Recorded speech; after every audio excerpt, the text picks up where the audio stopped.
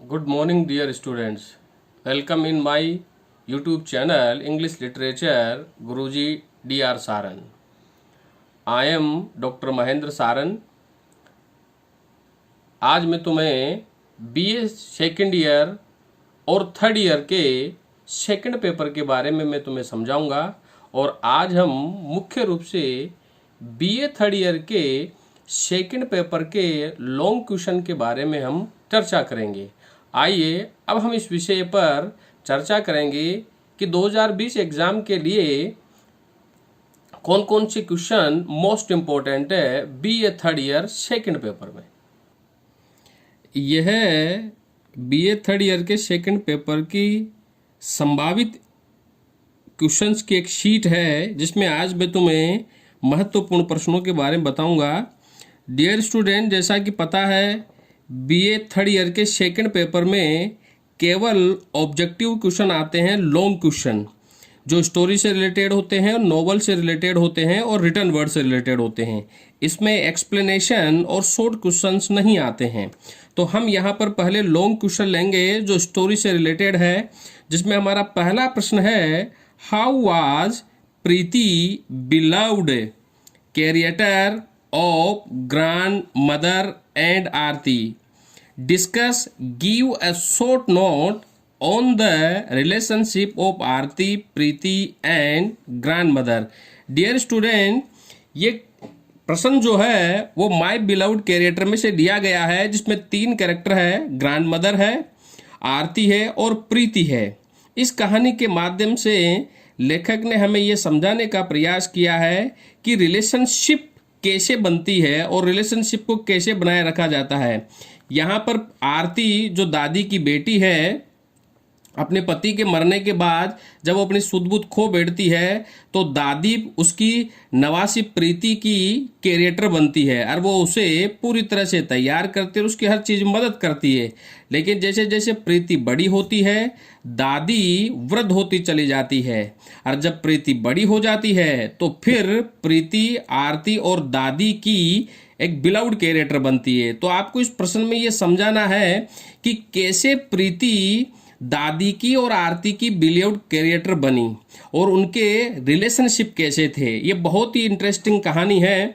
अगर आप इस प्रश्न को हल करें तो आप इसके क्रिटिकल कमेंट सहित और थीम और प्लॉट सहित आप इसका आंसर जरूर लिखें। क्वेश्चन नंबर 2 है, discuss the theme, plot and story of the story a kitchen in the corner of house.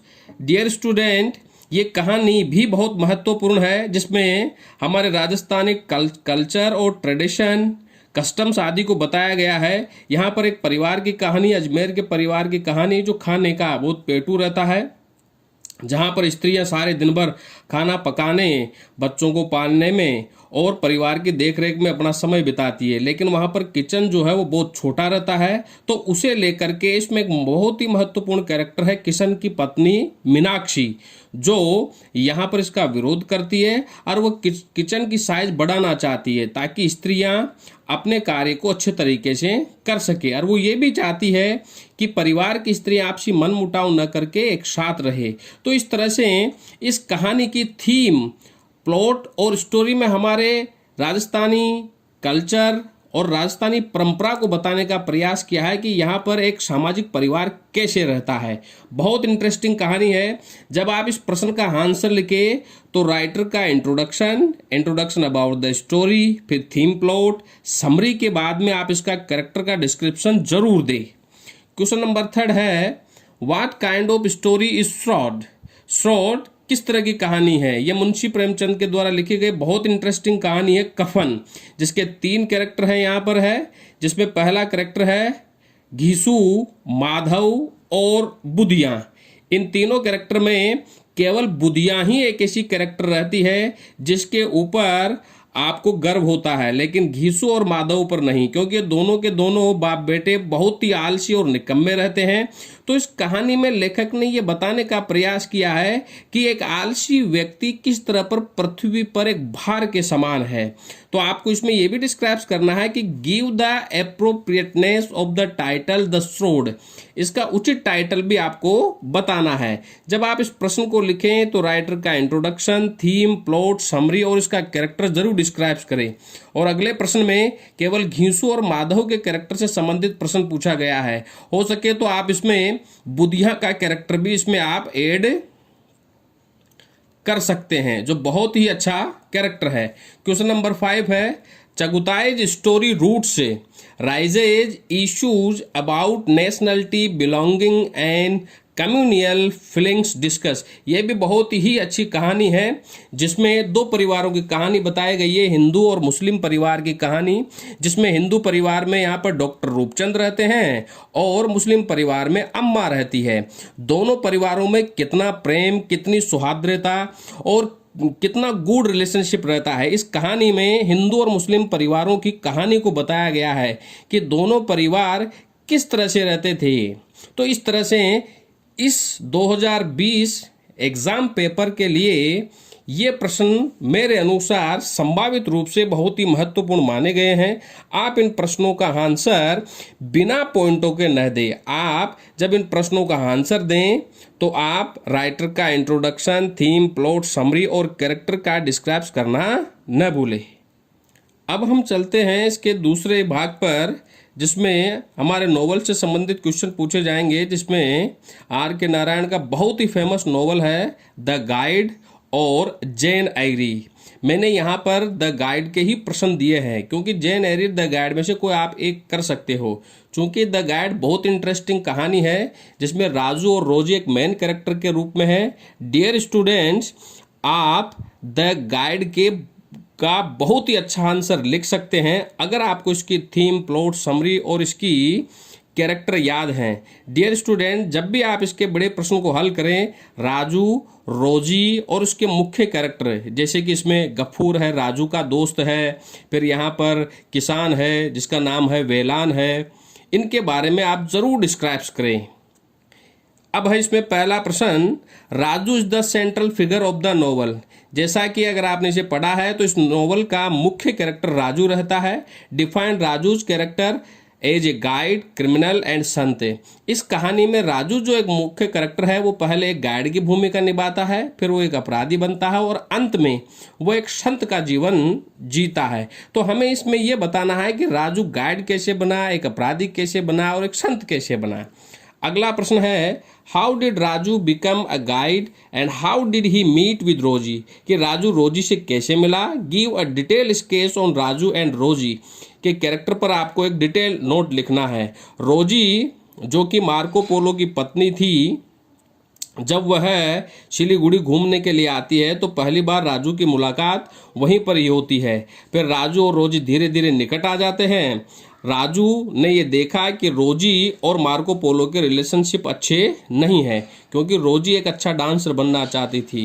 Raju ने रोजी की डांसर बनने में मदद करी और इस तरह से रोजी एक फेमस डांसर नलिनी के रूप में फेमस हुई। तो इस तरह से आपको राजू और रोजी के कैरेक्टर के बारे में भी दिखाना है कि दोनों के लव रिलेशनशिप कैसे थे, राजू और रोजी कैसे निकट आए और मार्को पोलो किस तरह का व्यक्ति था। अगला प्रश्न है इसी में ही, how did Raju become famous as a sant, discuss its ending scene. Dear student, ये प्रश्न कई बार पूछा गया है, इस बार भी यह प्रश्न बहुत ही महत्वपूर्ण है। इसके एंडिंग सीन में आपको ये बताना है कि जब राजू एक संत बन जाता है तो वो एक व्रत उपवास करता है और वो वचन लेता है कि मैं 12 दिनों, जब तक बारिश नहीं होगी मैं खाना नहीं खाऊंगा, और वो 12 दिनों का उपवास रखता है और एज ए संत वह अपने उपवास को, अपने व्रत का पालन करते हुए वह अंत में खत्म हो जाता है। तो आपको इसमें यह बताना है कि राजू एक संत के रूप में किस तरह फेमस हुआ। बहुत ही महत्वपूर्ण क्वेश्चन है, आप इसे वेरी मोस्ट रूप से इसे लर्न करें। अगला प्रश्न है, write an essay on R.K. Narayan's use of irony and satire in the Guide. 5वां प्रश्न है इसी में से, how did Rosie become a famous dancer. जैसा कि मैंने बताया, रोजी एक फेमस डांसर बन जाती है राजू के सहयोग से, और राजू नलिनी के नाम से फेमस होती है। डिफाइन रोजी life with Marco Polo and Raju. अब मार्को पोलो के साथ रोजी की लाइफ ठीक नहीं थी, लेकिन वह राजू के साथ खुश थी, तो दोनों के रिलेशनशिप को लेकर के हमें इसमें डिस्क्राइब करना है। अब सेक्शन सी में रिटन वर्ड से रिलेटेड क्वेश्चन आता है। डियर स्टूडेंट, इसमें मैंने केवल एक ही प्रश्न दिया है, जो है what do you understand by editing. Sorry, ending नहीं, या एडिटिंग है, editing. Explain the fundamentals of the process of editing. हमें एडिटिंग की प्रोसेस को इसमें समझाना है। और इसी में से अथवा में एक क्वेश्चन आता है ट्रांसलेशन का। ट्रांसलेशन से संबंधित इसमें क्वेश्चन पूछा जाता है। अथवा में से कोई एक क्वेश्चन आपको करना पड़ेगा। ट्रांसलेशन में हिंदी टू इंग्लिश आपको पूछा जाएगा, जिसमें हिंदी टू इंग्लिश में हिंदी आपके पैराग्राफ दिया हुआ रहेगा, आपको उसके इंग्लिश में कन्वर्ट करना है। डियर स्टूडेंट, जब आप इस प्रश्न को हल करें हिंदी टू इंग्लिश के ट्रांसलेशन में, तब आप ये जरूर ध्यान रखें कि सेंटेंस मेकिंग आपको सही बनानी है। सेंटेंस मेकिंग के लिए